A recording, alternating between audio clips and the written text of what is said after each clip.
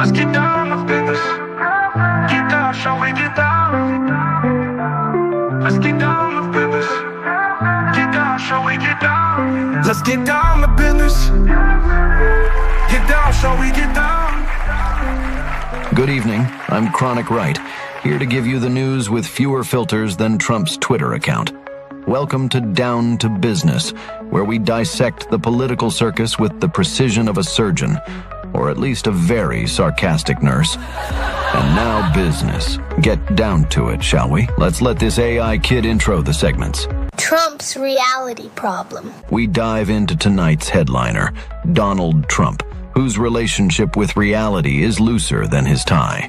Trump recently claimed he never questioned Kamala Harris's ethnicity. What? That's right. Sir, do you believe that Vice President Kamala Harris is only on the ticket because she is a black woman? Well, I can say no, I think it's maybe a little bit different. So I've known her a long time indirectly, not directly very much.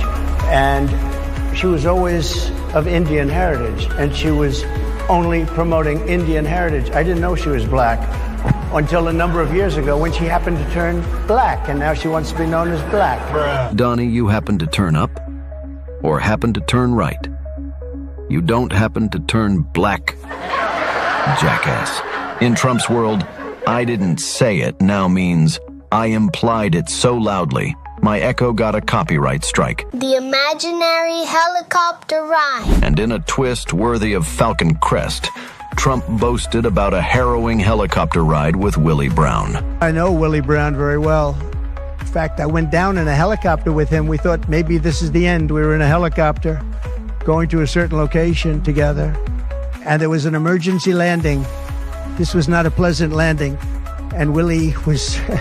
he was a little concerned. Spoiler alert, it never happened. Just to clear things up, have you ever been in a helicopter that made an emergency landing with Donald Trump? No. Have you ever been in a helicopter with Donald Trump? No. We have the flight records of the helicopter, and apparently said the helicopter landed in a field. You have no memory of anything like that ever happening? No. But hey, if we're making shit up, I once went base jumping with Elon Musk and Yeezus off the Twitter bird. We landed in a sea of blue checks. Trump's medical marvel. Moving on, Trump's ear wound healed in 13 days. A medical miracle. If only his presidency could have vanished that quickly. Maybe next he'll claim he can grow back hair on other people. Vocabulary lessons from Trump. Trump enlightened us all by referring to the earlobe as they call it. It's a hell of a shot, but I'm a fast healer. Yeah, pretty much recovered. No, it didn't hit that. It just hit the lobe, as they call it. Next week, he'll teach us about those things at the end of our legs. You know, feet, as they call them. Debate dates announcement. I bet you he cancels. Trump's press conference was like watching a kid announce his imaginary Tea Party guests. Yes, Mickey Mouse and Darth Vader will debate me on Fox. We're all on the edge of our seats, Donald. It's crowd size, Richie. Insecurity alert. Trump bragged about having a bigger crowd than Martin Luther King Jr. If you look at Martin Luther King, when he did his speech, his great speech, and you look at ours, same real estate, same everything, same number of people, if not, we had more. What the fuck are you talking about? Nothing screams, I'm not racist, like turning civil rights into a popularity contest. It's Kamala, damn it. In peak irony, Trump, the man who thinks stealth planes are literally invisible, has been mispronouncing Kamala's name like it's a new Trump steak brand. What's that now? The steaks weren't his? What the Trump steaks. Where are the steaks? Do we have steaks? Turns out they weren't really Trump steaks at all. Check out the label, Bush Brothers Steaks. The owner of the company told Inside Edition the steaks were never sold as Trump steaks. Trump may have made a mistake. Maybe he's hoping if he says Kamala enough times, it'll morph into Melania. Because in his world, all women might as well be Melania. It's like he's playing a one-man game of telephone where the only message is confusion. And let's not overlook his latest art critique where he mistook a portrait of Kamala for Melania. And actually, she looked very much like our great first lady, Melania.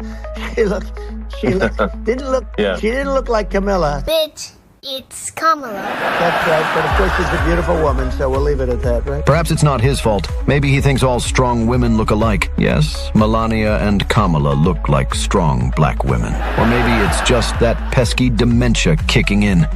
Or as he'd probably call it, mentia. But hey, give the man a break. When you're that blonde, the world must look a bit more, let's say, uniformly golden. And manners? Those are for people who remember what they had for breakfast. Wrap it up, B. Yacht. And that's tonight's rundown from Down to Business, AI news broadcast, where the only thing we take seriously is not taking things seriously. Remember, if you didn't laugh, you'd have to cry. Like, share, and subscribe, or risk being stuck in an endless loop of cat videos, which honestly might be an improvement. Down to Business is brought to you by Influency. You'll know when you've been influenced. Wow! Wow. Wow. Wow. See?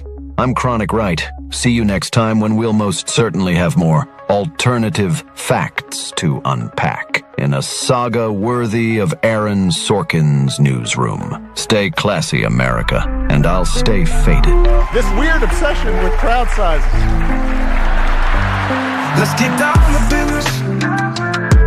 Get down, shall we get down? Let's get down